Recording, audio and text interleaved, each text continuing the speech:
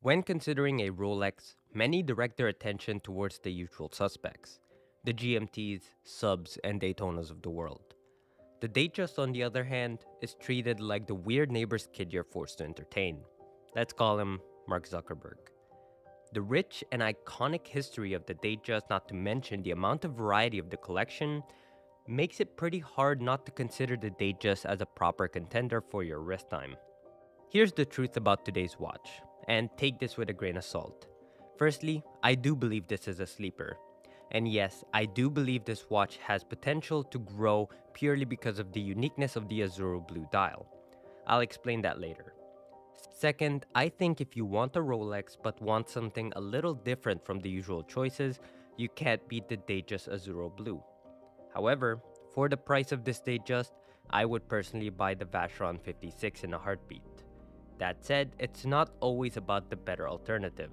Today, I've got quite possibly the most beautiful modern Rolex I've experienced so far. I've either owned or handled pretty much every modern Rolex. I can say with confidence, in my subjective opinion of course, the Rolex Datejust Azzurro Blue is by far the most beautiful yet under the radar Rolex you can buy today. The specific Datejust we're taking a look at is the Datejust 41 with the smooth and fluted bezel. As you can probably tell, the star of the show is the exceptional blue dial. Well, you might be wondering, albeit beautiful, it's just a dial color.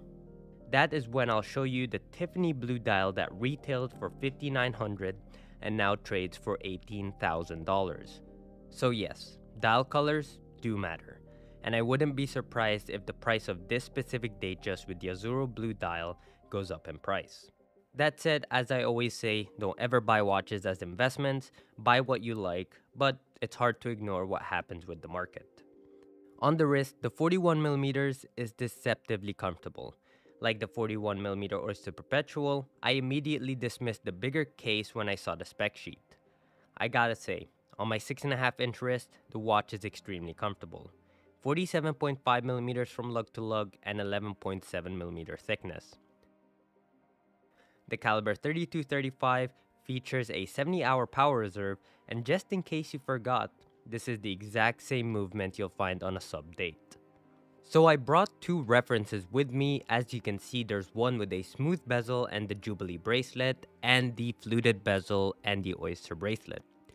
I'll give you my personal opinion as to what I would personally choose, but realistically, you can't go wrong with either. I would personally go with the smooth bezel simply because it's a more versatile timepiece. Although, you have to keep in mind the fluted bezel is white gold, so technically from a material perspective, you do get a lot more with the fluted bezel. But for my money, I would go with the smooth bezel. I could dress it up, dress it down, and it's just a more versatile watch, and personally, I find that the fluted bezel just looks a little bit tacky for my personal taste. So realistically, there's not a lot of competition with the Rolex lineup at the moment, especially at the price points you can get.